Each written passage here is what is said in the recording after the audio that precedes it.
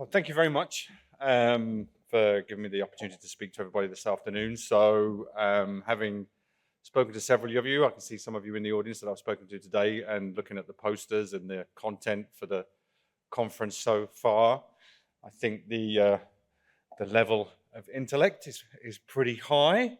So, what I'm going to try and set out to do, and as it's the end of the day, is to lighten the load a little bit with this presentation and seriously lower the intellectual level.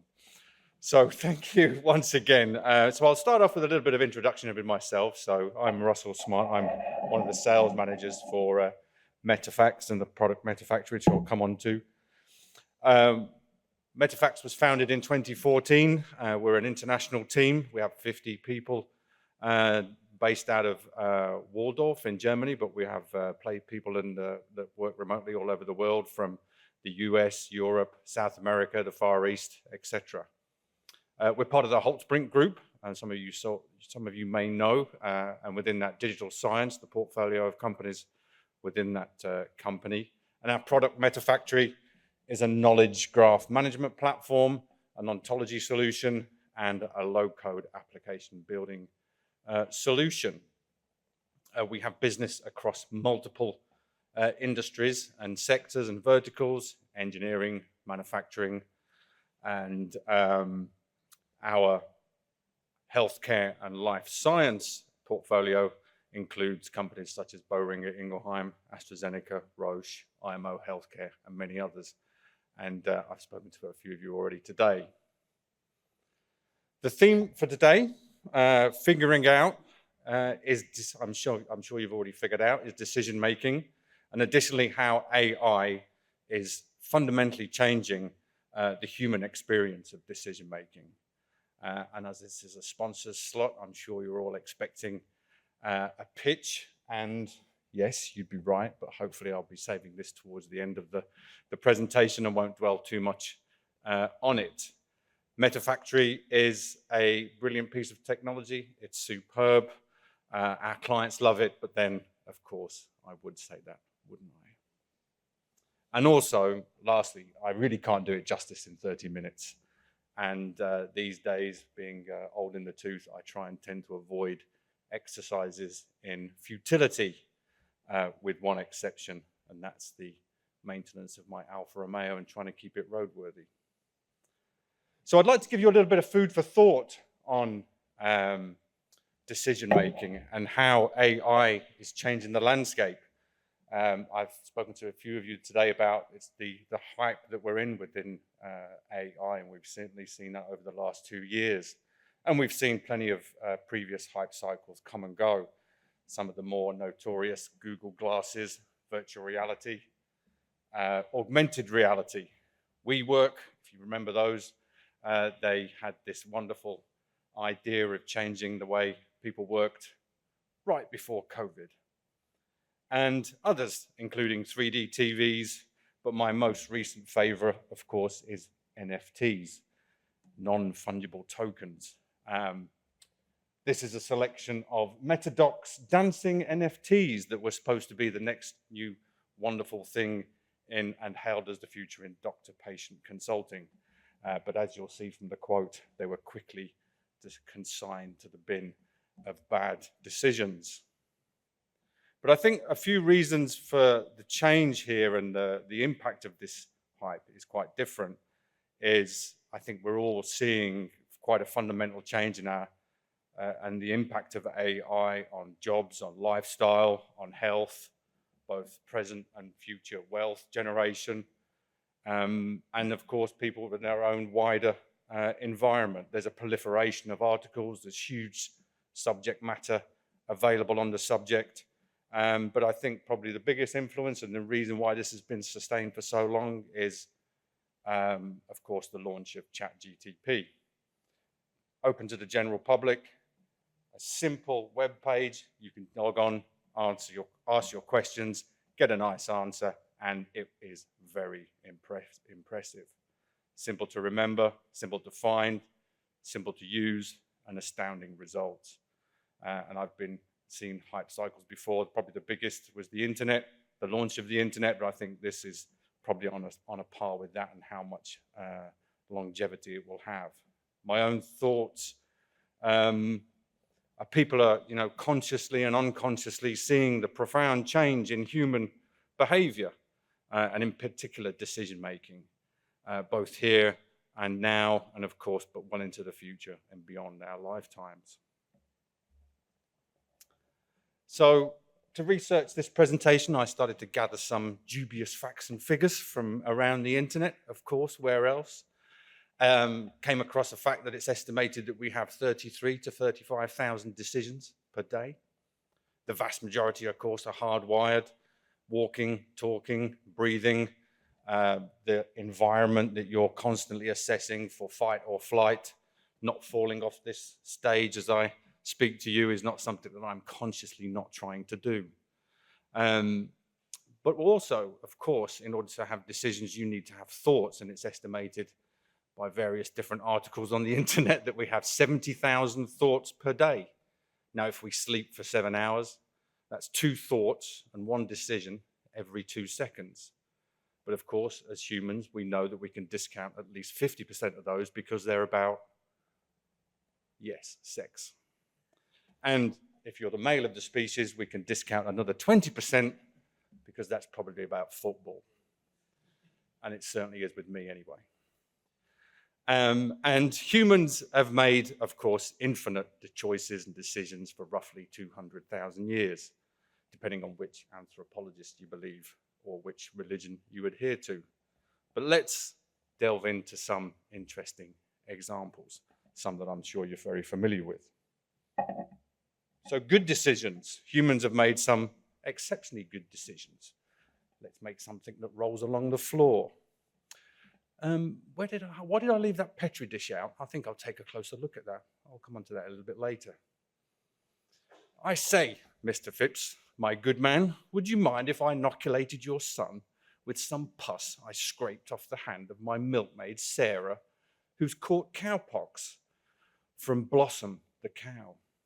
Yeah, I know he's only 8, but that's a good thing if it doesn't actually work out quite so well. Of course, I'm referring to Edward Jenner. Incidentally, the hide of the cow, Blossom, is available to view in St. George's Medical School Library in Tooting, if you're ever passing that way and you have an interest in cowhide, and the cow that actually enabled the first vaccination. And also, Jenner's biographer, John Barron, later speculated that he figured out the connection between cowpox and smallpox by observing the unblemished complexions of milkmaids, rather than working out and looking at the work of his predecessors. And I think that's probably more likely, is going around and looking at good-looking cow maids at the time. And there's also a thanks to the Deutsches Museum from last week, who have the first instruments that were used to extract the pus and to carry out the vaccination. Looks pretty horrific. I don't think you could get away with it today. Some other bad decisions. Do we have any Scots in the audience? Anyone from Scotland? No? Good, so I can carry on with this. So Europe in the mid-14th century. Anybody know what was happening? Any historians with us that knows what was happening in the mid-14th century in Europe at the time? Any guesses? Hands up? No? So Scotland decided to invade England in 1349, just as the plague was spreading across England and Wales, and the Scots, concluding that it must be God's retribution on the English for, well, being English, decided to invade. Had they actually sent a raiding crew ahead or looked at the local church pamphlets of the congregation at the time, they might have not made such a catastrophic decision.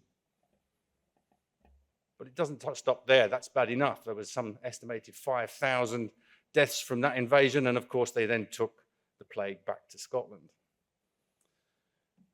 But yeah, lots more bad decisions in human history. Anybody know who Thomas Midgley Jr. was in history? Any hands up? I think it's bio life sciences might might know? Okay, so he's probably responsible for the highest number of human deaths in history. Not on one count, but on two.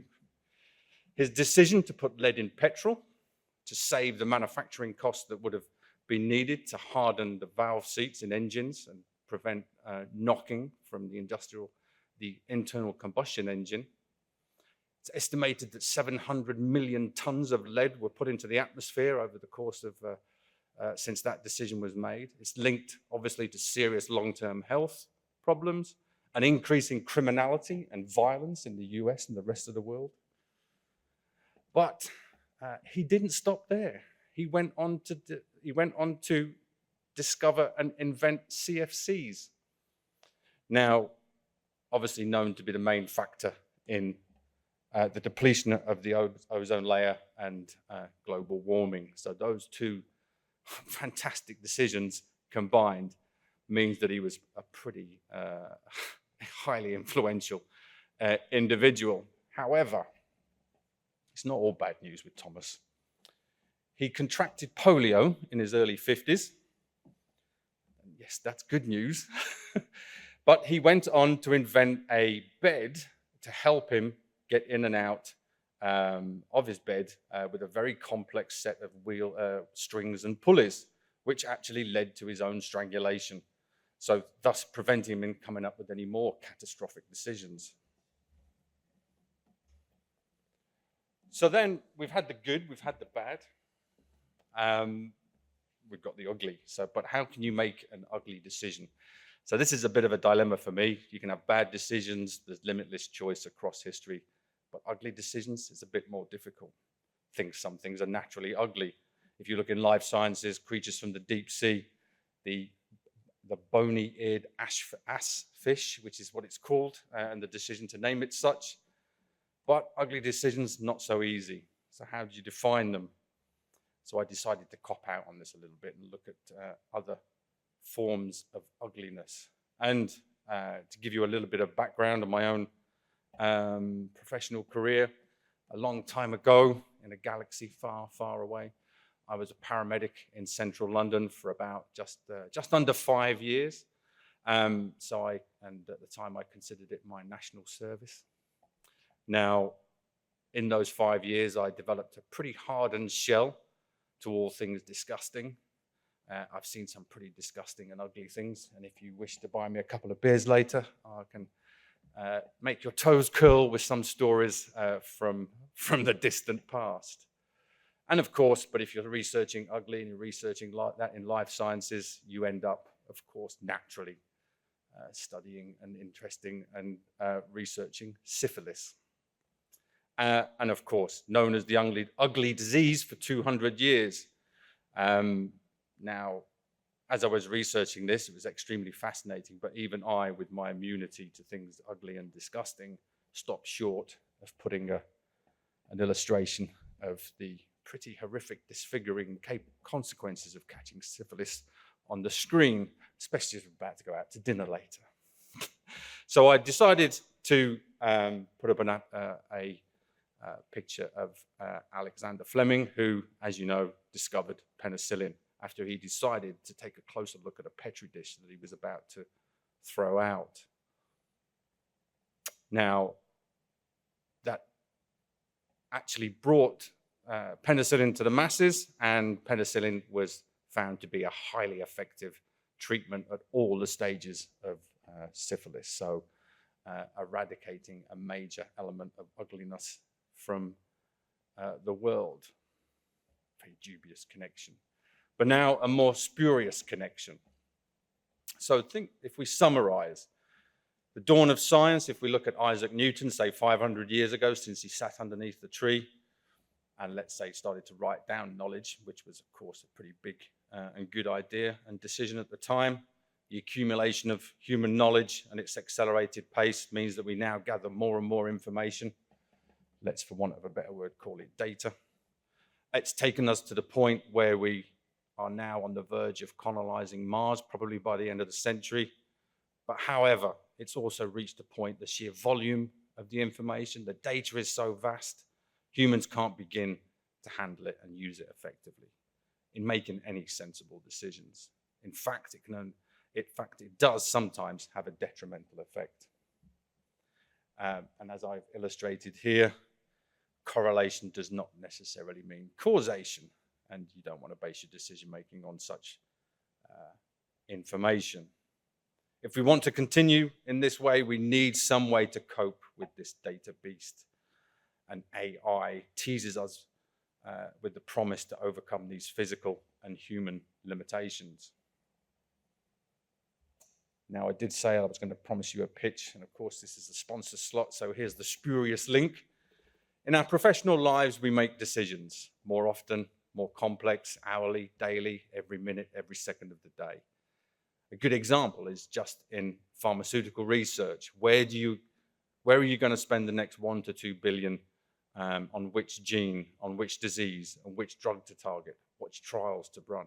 These are massive, complex decisions and require a huge amount of data. Everyone's driving to become data-centric, create a data culture. But this is very interesting. I mean, what does it mean? Data is simply just a commodity, let's say. You need to get context on that data. What's the source? Where did it come from? Its provenance. Has it passed compliance, governance, and the structures that are in place to ensure that it's valid? We then need to be able to understand the way it was collected, its purpose. We can then elevate this data to information. Next, understand the meaning, how to interpret it. A simple, very simple example is we have a data point of 32 degrees. Is it a temperature? Is it an angle? Is it good? Is it bad? If we don't have the meaning of that data, what does that data point mean? Without context, without meaning, what can we make of the data? Only by following these steps can we derive insights, and we can make more informed and better decisions. So why are people in business talking about being data-centric? Data is everywhere. It's everywhere that you look. It's fragmented, it's public, it's private, it's untapped, it's internal, across departments, siloed. We've all heard the phrases, all too often, unconnected, newly created. Was it obsolete? How valuable is it? We're familiar with all these problems, no matter what your job or endeavor, whether you're in academia or in a commercial environment. And as I touched on before, humans cannot possibly process its volume and deal with its fluidity. And there's now an urgency to move to automated knowledge discovery, self-serve the discovery of information, remove the reliance on data engineers, IT departments, to provide dashboards and make that data available. Of course, people are still making decisions with what's available. Subject matter experts, documents that are provided in the company, PDF databases, hard-coded into software. This is all made and available to make those decisions, but it's really not sustainable, of course. And with our clients across all of the industries, knowledge is captured and retained by individuals. Teams and products are left without the knowledge when those people retire, when they leave, when they change industry, when they go to competitors. But worse still, you have these teams that are left without that knowledge and they have to start from scratch.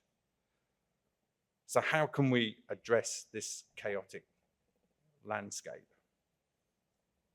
How do we make decisions? I'm sure you've all seen the left side, right side theory, logical on the left, creative on the right, but this theory, of course, has long been debunked, thankfully. However, it's not an unreasonable enough approach to business decisions when we see two fundamental components. We have the logical side, retained knowledge, pre-wired information we can connect with experience. We have the creative side, where we conclude or infer new knowledge, new ideas, and make decisions accordingly. And we can think of an IT system in a similar way. On the left side, we have logical, human-generated knowledge held in a knowledge graph. Curated information from SMEs, documents, databases, domain models. This creates a trust layer of knowledge and information that can be a foundational decision-making, and it's this trust layer that's critical in this process. And on the right side, rather than being the creative side, we actually have the machine. We have large language models, all the forms of AI that we hear about today.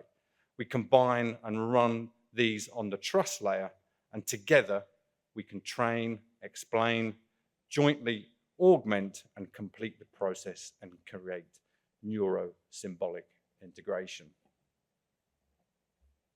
And as I say, I did promise you the pitch. So out of this, Metaphacts has created the Dimensions Knowledge Graph. It's a ready-made framework. It's a semantic layer, symbolic AI. It's extensible. It's powered by artificial intelligence. It has the trust and explainability layer for AI, creating that neuro-symbolic integration. If we want to support AI initiatives within business and elsewhere, generative, causal, multiple AI agents, and machine learning, a data platform is not enough. Data is not knowledge. We need to be able to provide systems that capture knowledge, content, meaning, and we need, of course, I will say this, a knowledge graph. The Dimensions Knowledge Graph is a practical application of those conclusions. Tech and architectural framework built for your AI applications. It's ready-made, brings together normalized and contextualized data, creating the explicit, trustworthy semantic layer. Explicitly defined, I mean, we have the ontology, you have the vocabularies, you define data, the meaning of data, but flexible and interoperable. And lastly, we apply AI to the data. We can discover new relationships, cause and effect. We can run inferencing, infer additional facts, if I can say it. We can enrich that data, constantly making it new and growing as that information is added. We can add additional layers of AI, large language models, and enable sophisticated use case design and deployment. In fact, we provide the architectural basis for almost limitless development of advanced graph and artificial intelligence applications and solutions. It's this framework that we've developed and put together that allows you to have that scaffolding of tools, each individual component, where you can then apply your own specialities, your own skills, your own systems, your own algorithms, and large language models that you can develop specifically for your domain and subdomains, which gives you that platform and solution that is highly effective and accurate when you're deploying it within your business or your domain and subdomains.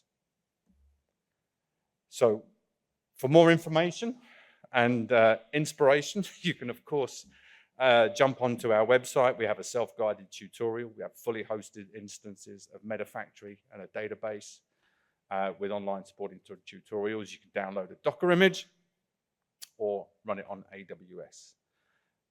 Thanks very much for your time.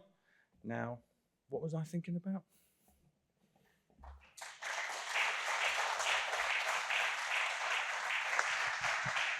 Thank you very much for the talk. So I'm wondering why all these talks about AI and the facilitating of the knowledge end up with the pharma and the life science.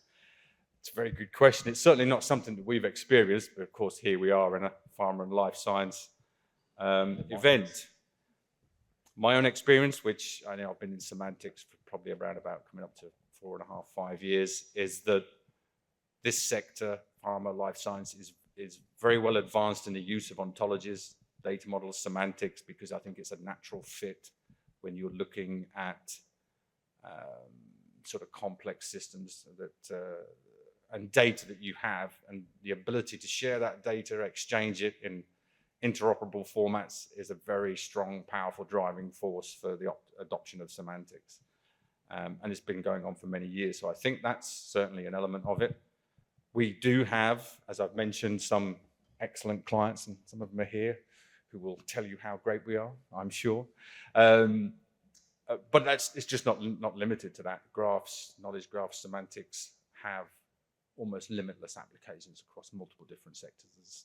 There's a huge amount of variation and work that we do from the finance sector, manufacturing, retail. Some of our major clients like IKEA use very sophisticated knowledge graph and semantic solutions.